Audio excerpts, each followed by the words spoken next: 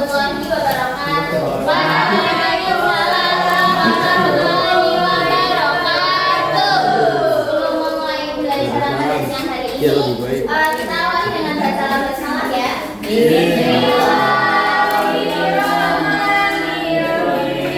Jadi langsung saja masuk ke materi. Pada siang hari ini kita akan mempelajari akidah akhlak, bab qadar dan qadar Allah Subhanahu wa taala. Sebelum masuk materi, kalian ada yang tahu qadar dan qadar itu rukun iman itu berapa? Qadar dan qadar rukun iman yang kita masuk ke materi langsung. Yang pertama adalah memahami makna iman kepada qadar dan qadar. Qadar dan qadar dalam ajaran Islam termasuk dalam rukun iman yang keenam. Qadar dan qadar sering disebut dengan istilah takdir, yaitu meyakini dan mempercayai dengan sepenuh hati adanya ketentuan dan ketetapan Allah Subhanahu wa taala. Yang pertama ada pengertian iman kepada qadar dan qadar. Qadar dan qadar adalah sama-sama merupakan ketetapan keputusan kehendak Allah atas seluruh makhluknya. Sebagian pendapat mengatakan qadar adalah ketetapan Allah yang akan terjadi, sedangkan qadar adalah ketetapan Allah yang telah terjadi.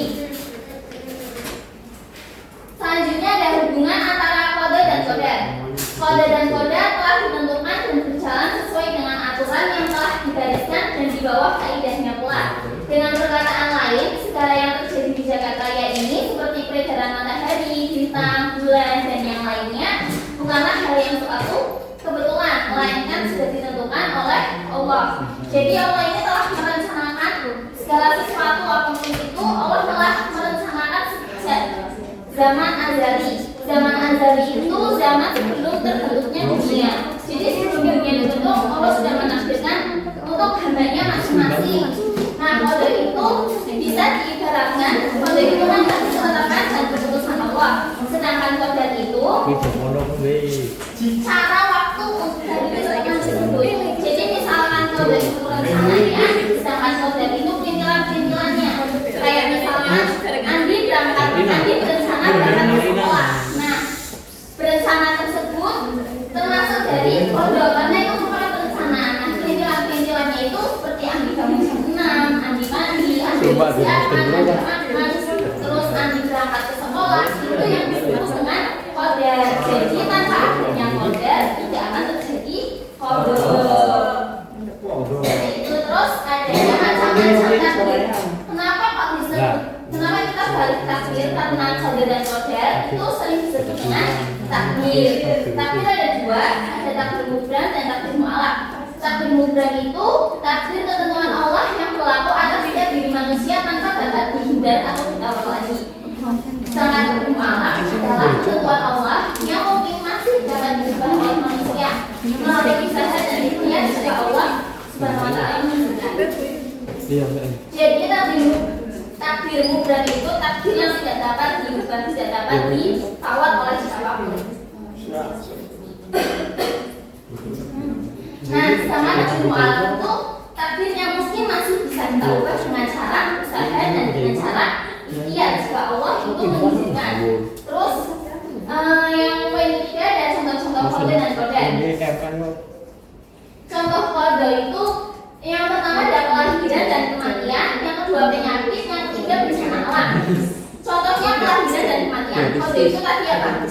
Ketetapan dan keputusan Allah, tidak bisa diubah.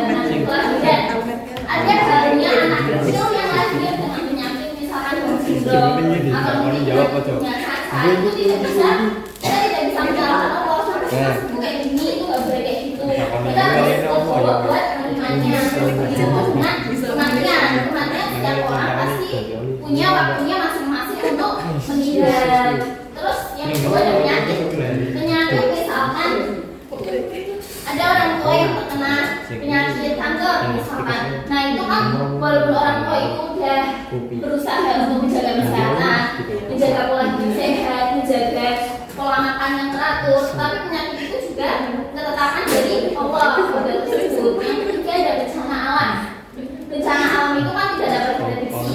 Ada yang tidak bandar, ada yang jadi tanah longsor, ada yang tsunami, macam-macam itu kan bisa merusak masyarakat. Nah, dari itu masyarakat itu harus menerimanya dengan sabar. Terus yang istilahnya ada contoh kodar. Contoh kodar yang pertama itu ada usaha dan hasil. Yang kedua ada hubungan sosial. Yang ketiga ada perubahan rencana. Usaha dan hasil. Misalkan ada pelajar yang berusaha giat untuk mencapai nilai yang bagus di akhir ujiannya. Dia sudah menghabiskan waktu untuk memahami materi, untuk berlatih soal agar hasilnya itu sesuai dengan keinginannya. Tapi kadang hasil itu tidak sesuai dengan keinginan kita. Nah itu kita juga harus pasrah kepada Allah apapun hasilnya, yang penting kita berusaha. Nah yang kedua ada hubungan sosial. Hubungan sosial di sini misalkan pacaran. Nah pacaran itu kan pacaran itu kan kadang emang ada rintangannya sendiri-sendiri, masalahnya sendiri-sendiri. Nah itu walaupun kita udah sama-sama menjalani bareng, tapi kalau misalkan itu nggak jodoh, pasti Allah ngasih masalah yang mereka itu bakal total. Jadi kita harus bukannya kita bilang apa sama siapa, sama dia, ini. Berarti Allah itu menunjukkan bahwa itu tuh gak baik buat kita depannya, jadi itu ada yang tahu, kita harus berpikir positif aja. Terus yang ketiga itu ada perubahan rencana. Perubahan rencana misalkan keluarga kita, keluarga ini mau berencana untuk berliburan. Nah udah matang, oh nanti hari Minggu mau berlibur, mama, kakak, mama udah benar-benar gak ada kerjaan, udah bisa buat liburan bareng-bareng. Tapi ternyata di hari H ayahnya itu ditelepon oleh kantor buat meeting ataupun apapun kerjaan benda. Nah dari hal itu kan kita nggak tahu kedepannya, walaupun kita sudah merencanakan dengan matang, tetapi ada aja halnya kayak gitu. Terus terakhir, berlaku beriman kepada Allah dan qadar. Ada enam. Yang pertama ikhtiar. Ikhtiar itu mengusahakan. Jadi harus sungguh. Nah jadi sebelum kita segala sesuatu, sebelum kita menyerahkan kepada Allah, kita bersungguh-sungguh untuk totalitas untuk mencapai tujuannya kita. Nah terus tawakal. Jadi setelah kita berusaha bersungguh-sungguh, kita harus bertawakal. Bertawakal itu berserah diri kepada Allah. Kita harus melakukan apa ibadahnya walaupun tidak sesuai dengan keinginannya kita harus pasrah. Nah yang ketiga ada syukur. Mensyukuri nikmat. Nah kalau misalkan kita sudah mendapatkan sesuatu apa itu yang kita mau, kita harus bersyukur. Bukannya malah kita lupa sama Allah, malah menjauhi Allah, itu enggak. Kita harus bersyukur karena syukur itu bisa menambah nikmatnya kita. Jika misalkan sudah dikasih rezeki, pekerjaan yang kita mau, yang kita senang, kita harus berbagi dengan orang yang lebih membutuhkan. Dengan itu kita akan dinaikkan gajinya kayak gitu. Terus yang keempat ada takwa, yang kelima ada qanaah, dan yang keenam ada sabar. Oke, penjelasan pada siang hari ini Ibu cukupkan. Sekarang Ibu bagi 3 kelompok ya. Berbaris berkelompok.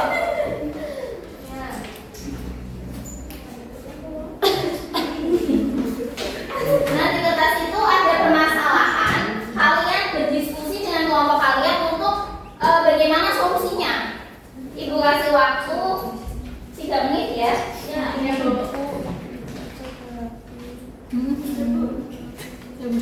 Udah coba langsung dimulai saja. Kelompok 1 harus berdiri.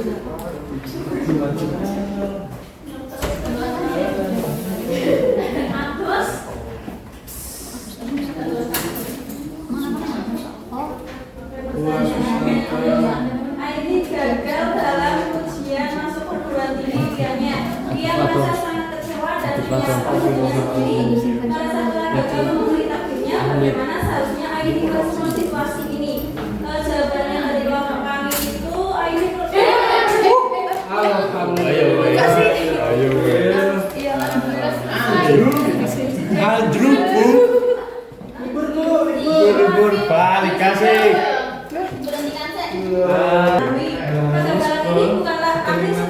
mengevaluasikan persiapannya, mencari tahu apa yang perlu diperbaiki untuk ujian selanjutnya. Kemudian dia juga perlu mempertimbangkan pihak lainnya, seperti perguruan tinggi lain atau jalur masuk alternatif. Yang terpenting itu adalah ini tetap berusaha dan memiliki keyakinan bahwa Allah Subhanahu wa Ta'ala memiliki rencana terbaik untuk dirinya. Kecewa boleh ya, tapi juga jangan sampai putus asa. Dia perlu belajar dari pengalamannya ini dan memperkuat tekad untuk mencapai tujuannya. Terima kasih. Oke, langsung lanjut ke kelompok kedua. Mas. Ini masih di bawah tablet. Untuk kelompok dua pertanyaannya, Budi menderita sakit yang berkepanjangan. Ia merasa frustasi dan bertanya-tanya mengapa Allah Subhanahu wa Ta'ala menguji dirinya dengan cobaan yang berat ini. Bagaimana seharusnya Budi menyikapi penyakitnya? Jawaban dari kelompok kami yaitu Budi perlu diingatkan bahwa Allah menguji hambanya sesuai dengan kemampuannya. Sakit adalah ujian yang meningkatkan keimanan dan kedekatan dengan Allah Subhanahu wa Ta'ala. Budi harus bersabar, berikhtiar untuk sembuh dengan berobat dan menjalani pengobatan secara teratur serta bertawakal kepada Allah. Dia juga perlu bersyukur atas nikmat kesehatan yang masih dimilikinya dan menjaga kesehatan yang bisa. Penting bagi Budi untuk mencari hikmah dan memahami Oke, langsung lanjut ke kelompok tiga. Yang mau maju siapa? Masya Allah. Iya dah. Masalah yang ketiga adalah bentuk dan keluarga. Pertanyaannya, keluarga dia merasa takutnya karena berhubung masalah keluarga yang ini. Bagaimana Siti harus menyikapinya saat keluarga ini? Siti perlu diingatkan bahwa Allah Subhanahu wa Ta'ala telah mengajarkan. Terus hati keluarga adalah ujian yang bisa memperkuat kesehatan keluarga, juga bisa dihadapi dengan bijak. Siti perlu berusaha untuk menyelesaikan masalah dengan cara baik, berkomunikasi dengan anggota keluarga lainnya, serta mencari solusi bersama. Ia perlu sabar dan maafkan. Serta berdoa sikap saling pengertian dan maafkan salah satu untuk menyelesaikan konflik keluarga. Oke, di sini Ibu ada langsung aja. Ibu ada permainan, ada 5 soal. Nanti kalian masuk ke linknya ya. Pertemuan sekarang.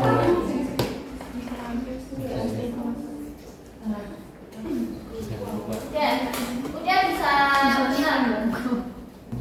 Ya, main ya, start ya.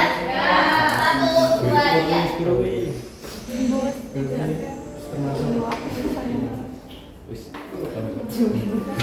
Enggak. Kirain.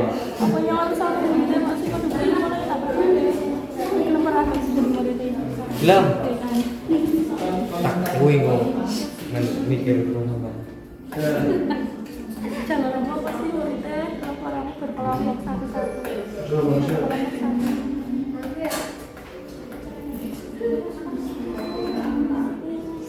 Iya jadi gini. Sama-sama lulusan sembrono. Nggak jadi. Udah kalau udah nanti kan ada tabel, nanti kalian isi nama di situ ya. Plak mana gitu?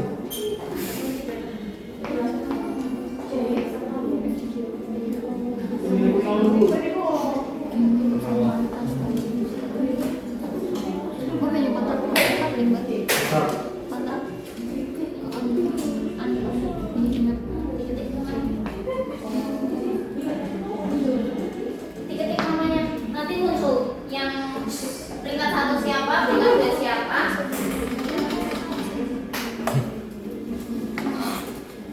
Gimana mau majuin aku? Ini apa? Nah, yang ini diketik namanya. Yang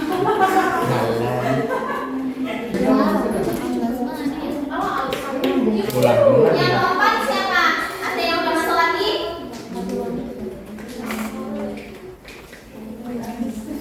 Tadi yang nggak masuk Mbak siapa namanya? Mbak Fitri. Nifta sama Akar. Belum. Yang pertama begitu siapa bisa ya?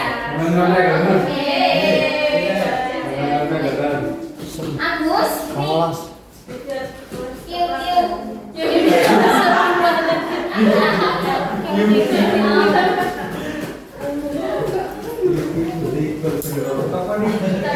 Oke, pada pembelajaran Pasti orang puluh. ini kurasa cukup, semoga ilmunya bermanfaat.